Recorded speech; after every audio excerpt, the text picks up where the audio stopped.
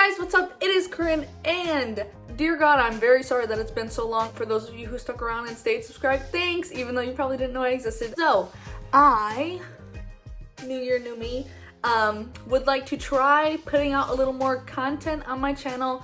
I know that it's been 3 years. Also, sorry, pardon the dust, my window is open and I have no way to close it. So anyway, I am incredibly sorry that I was gone for so long.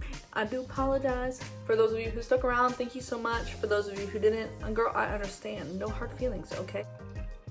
What I want to talk about today is something like an advice type of column. I just want to discuss tips and tricks on surviving visiting South Korea. I went there with a best friend of mine in April of 2018, so almost 2 years ago now, and it was the best decision I could have ever made in my entire life. I do really want to go back, but you know, financially, homegirl ain't about that right now.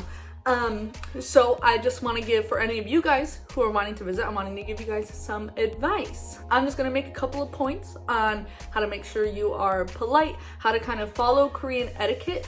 Not necessarily to a T, because obviously I am a foreigner, but as well as you possibly can, okay? And just some things to beware while you're in South Korea. So, rule number 1. I know a lot of you guys probably know this rule already, but as you're handing stuff and taking things from another Korean person, it is very polite to use 2 hands. Okay, so when you hand stuff, you'll hand it to them with 2 hands like this. When you get it back, you will take it back with 2 hands. Or you could always opt for the type of, like when taking shopping bags, when taking merchandise that you purchased, when taking drinks from them, anything. You don't want to take it with 2 hands. Just because that is polite, period. So now the next is how to politely tell somebody that you might not be able to understand what they're saying. Okay, so I had one occasion in particular where this came into enormous amount of help for me, and that was we went into a shoe store to find one of the BTS Puma shoes, but homegirl's feet are too big, so nobody had them in my size. Anyway, I'm not mad. So I walked in and I was like, do you have these in a size 8? He said no, and I was like, okay, thank you. And then he looks at me and he starts speaking to me very quickly in Korean, which I do not understand a large sum of Korean. I think I had one occurrence where a woman was explaining a face mask to me in Korean, and I understood that because it was very easy vocabulary. But in this sense, I unfortunately did not understand entirely what he was saying. So politely, I said, oh, 한국어 조금 할 수 있어요, which means I speak a little bit of Korean. But you guys need to understand, you are going into a foreign country, okay? Not everybody over there is going to be able to speak English, and you as a foreigner entering their country need to understand that, and you need to respect it. You cannot get mad at people for not knowing how to speak English, okay? Little vocab words here and there are good, and they appreciate that, but they know that you might not be able to speak Korean fluently, okay? Just a respect thing, just make sure you guys keep that in mind. So you can respectfully say, 한국어 조금 할 수 있어요, which is Korean, a little bit, and then to speak. People should hopefully understand that you might not be able to know what they're saying. Another good vocab that I learned that was very handy in Korea was 하나 주세요. This goes literally ordering freaking anything. If you say 하나 주세요, 1 please. For example, we went to Starbucks every morning because we were staying in an apartment that had a Starbucks on the bottom floor. So we would go into Starbucks, and every day I would walk in there and I would go, caramel macchiato 하나 주세요. So on top of those little vocab words, obviously there are the basics, which is like hello when you walk into a store, 안녕하세요. You never want to hit somebody with 안녕 because that is rude as heck. Then as you're leaving, bow, 감사합니다, take your stuff, leave. You can say 잘 가, which is like go well, or like I go well, I leave now, bye-bye kind of thing.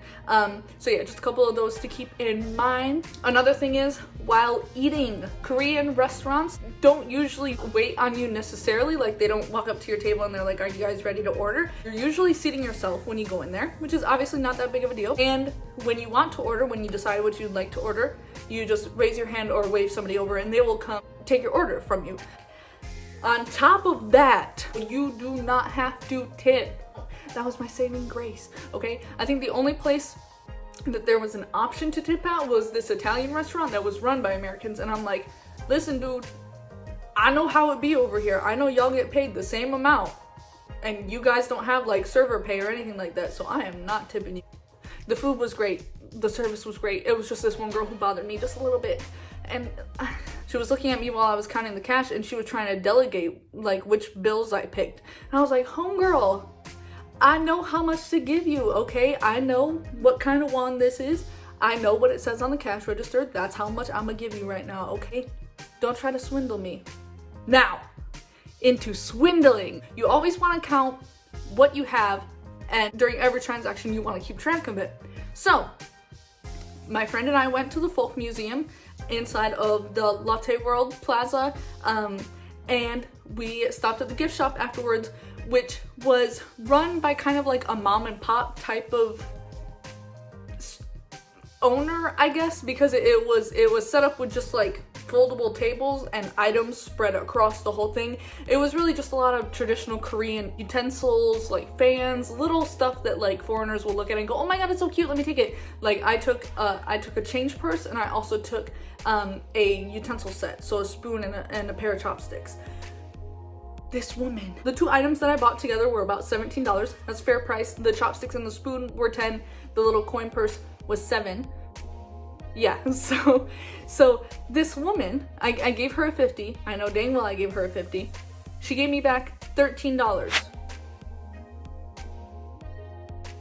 I didn't know how to communicate to her in Korean that I did not get the right change, but I kind of just looked at her, and I looked at my change, and I looked at her, and I was like, this isn't right. I told her, I was like, I gave you 50 and you gave me this. And then she was like very quick to realize what happened. I don't know if she purposely was trying to swindle me out of money, but you guys just need to make sure that you are keeping track of your money. Also, for anybody wondering, you can use your debit cards and credit cards in Korea as well. There might be a charge depending on how much you put on both of them, but I was definitely able to use both of those items while I was over there. So now we get into some of the not so fun aspects of visiting a foreign country as a foreigner. And that is specifically in Korea, that is their culture. And that is not every Korean, okay? I'm not gonna make this stereotype. Not every Korean is into this kind of stuff, but there are specific Koreans who try to recruit foreigners to come to events to really swindle money out of them. Some of them are deemed dangerous, but luckily we did not run into anybody who had that kind of aura with them. It was all just fairly nice people trying to get us to go to events, all of which we declined. So there were 5 different occurrences while we were there over the course of 2 weeks. 2 of them were in the same day. The 3 were kind of easier to like brush off, I guess, like kind of get off our backs kind of thing. And so the first one approached us after we came out of DDP after eating dinner. And he was speaking to us in English, very nice boy. He was just kind of explaining to us that there was this thing going on for his university and he needed to recruit people to come visit, dress up in hanbok and take pictures, indulge in their event and stuff like that. And so the friend that I was with, Rebecca, had done her research on this, but I didn't. So I was just kind of like, wow, that's really cool. But I still didn't want to go because we were very busy. We were on a very tight schedule. We only had 2 weeks to be in Korea. I didn't want to spend a whole day that we were there with strangers doing strange things. So we politely declined. And we were like, how long is this event going on? Like, is it like a big thing that like a lot of people in Korea are doing right now? And he told us specifically that it was only going on right then and there for like an hour span. And later on that night, different guy, same exact story, came up to us. And we were like, okay, this is weird. So we said no. We were like, no thank you. We appreciate it. We're very busy. We're on a tight schedule.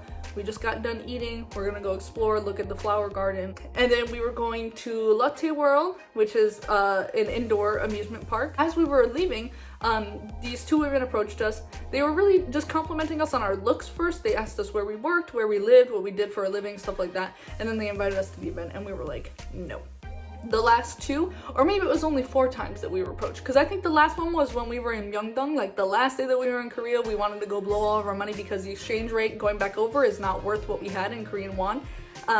So we went to Myeongdong, we were shopping a little bit, and this occurrence, we were not necessarily rude, but we were not really having it. We were moving very fast paced that day. We had to get a lot of stuff done. It was our last day in Korea. We had to pack. We had to get ready to go back to the airport. We had a 14-hour flight the next day. We didn't want to be bothered with people trying to get us to go to this event again. And so this person approached us, and they asked us really the same thing that they had been, oh, where are you guys from? And we were like sorry, like we don't want to talk. And so I think that was like one of the biggest things, that as a foreigner going in, you just need to make sure that you are not completely naive to what's going on. You can't trust everybody, okay? I don't care if they're the nicest, best looking Korean person you've ever seen. You cannot trust everybody, especially a stranger who comes up and talks to you, because that does not really happen in Korea. You might think, because I thought this going into Korea, I was like, oh, I hope like I'm approached by some people because I feel like I'm pretty interesting and I want to hold conversations with Korean people because that'd be pretty cool. But that doesn't happen. The only conversations we held was store clerks for like 2 minutes, and with these people who were trying to get us to go to the sketchy events. So yeah, for those of you who like this video, go ahead and give it a thumbs up and subscribe if you feel like it. And yeah, so hopefully more content is to come.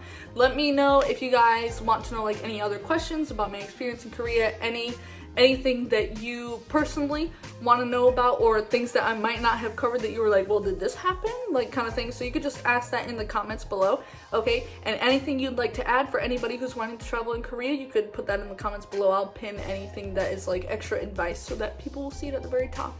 And yeah, so that is it. Thank you guys so much for watching my video. Like I said, for those of you who stuck around and stayed subscribed, thank you. For those of you who left and unsubscribed, I don't blame you because homegirl was away for 3 years. So that is it.